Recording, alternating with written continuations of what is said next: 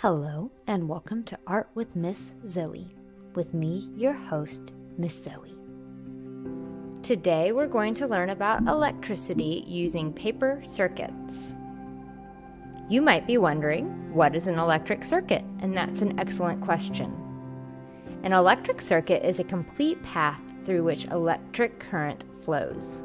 It should be constructed in an unbroken loop. We can think of an electric circuit like a road.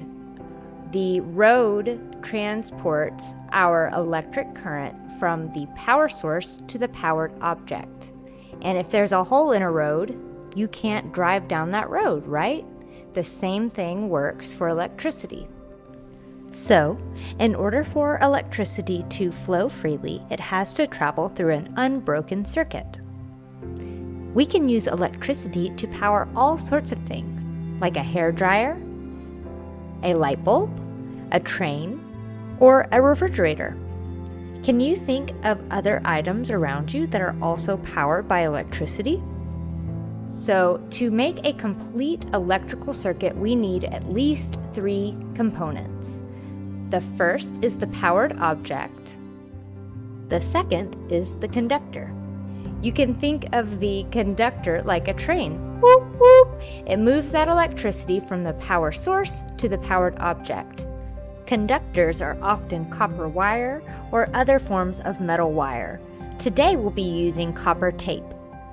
My third and final essential component is the power source, like a battery. We use all 3 of these to make a complete electrical circuit. When our circuit is complete, it powers our object, like this light bulb. And when it is incomplete, the light bulb turns off. Sometimes we leave the circuit incomplete on purpose, like when we use a light switch to turn the lights off. When we turn the lights off, what we're actually doing is disconnecting our circuit so that the electricity no longer flows through our light bulb. Now that we know a little more about electricity, let's dive into today's art activity. For today's art activity, you will need cardstock, copper tape, an LED, a CR2032 battery, or a coin cell battery, an X-Acto knife, and a binder clip. Once we have everything together, let's get started. I'm going to start off by cutting along the line on the back of my template that I've printed out. You can find a link to this template in the description below. I'm going to use that X-Acto knife to cut along that X. If you're a kid, make sure that you allow an adult to help you with this step.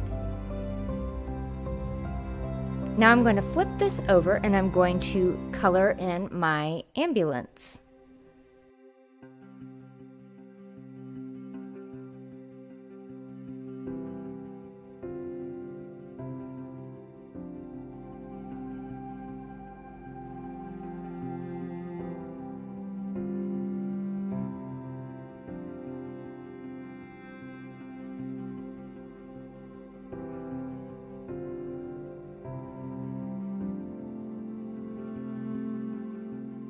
Now that I've finished coloring my ambulance, I'm going to flip my paper over and fold it along that dotted line.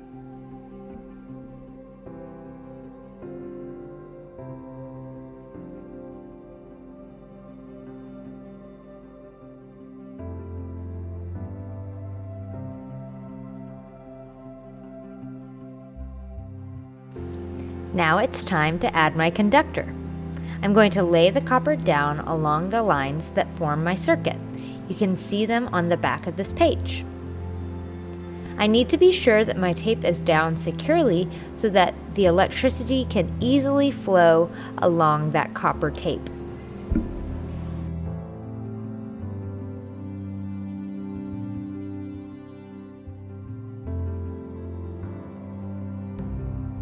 I need to make sure that the tape at the top of my circuit doesn't touch the tape at the bottom of my circuit, otherwise I will create what's called a short circuit and my light won't turn on. Now that I've laid down my copper tape, it's time to add my LED. So I'm going to start off by making this LED do the splits. which I mean just fold my two metal brads out in opposite directions. Now I'm going to press that LED through the X in my paper so that the light pokes through to the front of my paper, just like this.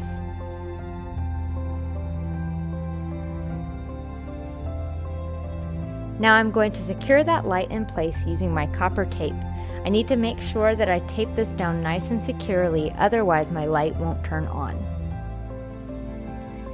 Now that I have my LED taped down, I'm going to use my coin cell battery to turn the light on. So I'm going to place that coin cell battery inside that circle, then I'm going to fold the flap down and pinch it so that the coin cell battery touches both sides of the copper tape. If the light doesn't turn on initially, try flipping the battery over.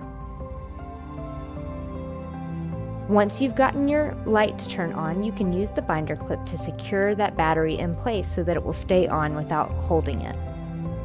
You may have to troubleshoot. Check and make sure that your tape is on securely and make sure that your battery is facing the right direction.